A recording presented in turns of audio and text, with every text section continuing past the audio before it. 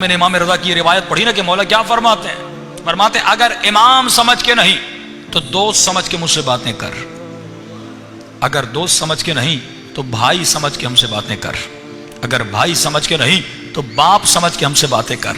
مولا یہ کہنا کیا چاہتے ہیں؟ مولا بتانا چاہتے ہیں ہم بیوی سے زیادہ تم سے قریب ہیں، ہم باپ سے زیادہ تم سے قریب ہیں، ہم تمہاری اولاد سے زیادہ تم سے قریب ہیں، اسی لیے کہا کہ ہمیں یاد کرو ہم تمہیں یاد کریں گے۔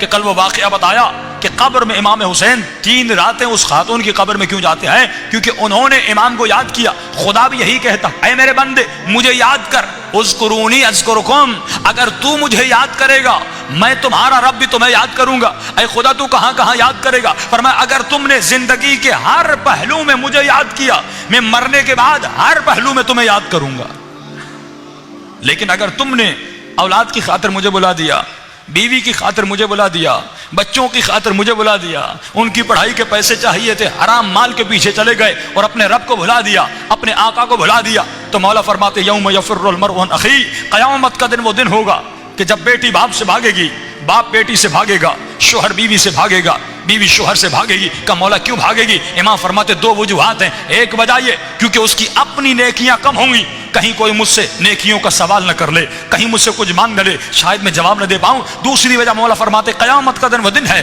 کہ یوم تبلی السرائر، کہ وہاں پر جتنے چھپے ہوئے راز ہیں وہ ظاہر ہو جائیں گے، گناہوں کی تجوریاں کھل جائیں گی، چھپے ہوئے راز ظاہر ہو جائیں گے۔ جب راز ظاہر ہو جائیں گے اس بندے گنہگار کی شکل بدل جائے گی، اس کی صورت بدل جائے گی، یہ نہیں چاہے گا اس کا شوہر اسے دیکھے، یہ نہیں چاہے گی اس کا بھائی اسے دیکھے، یہ نہیں چاہے گا اس کا بیٹا اسے دیکھے۔ مولا فرماتے ہیں اس دن ایک چیز تجھے کام آئے گی۔ مولا وہ کون سی چیز ہے؟ فرمایا اگر تم نے اپنے رب کو یاد کیا، اگر تم نے اپنے امام حسین کو یاد کیا، اگر تم نے مولا علی کو یاد کیا، دنیا میں کثرت سے ان کو یاد کرو، آخرت میں کثرت سے وہ تمہیں یاد کریں گے۔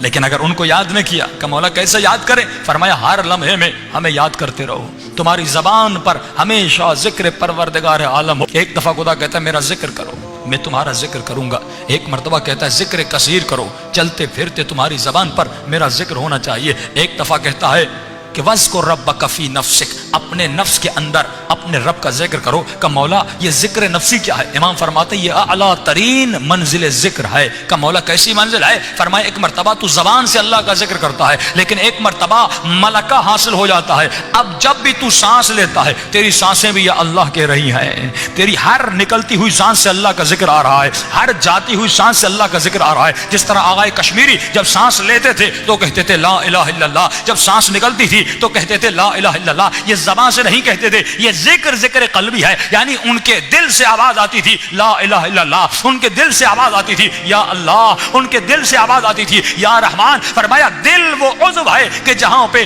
1 سیکنڈ میں تمہارا خون کہاں سے کہاں پہنچتا ہے۔ اب جب دل نے ذکر خدا کیا گویا تمہارے خون کے قطرے قطرے نے اللہ کا ذکر کیا، گویا تمہارا پورا وجود عبادت پروردگار عالم میں ہے۔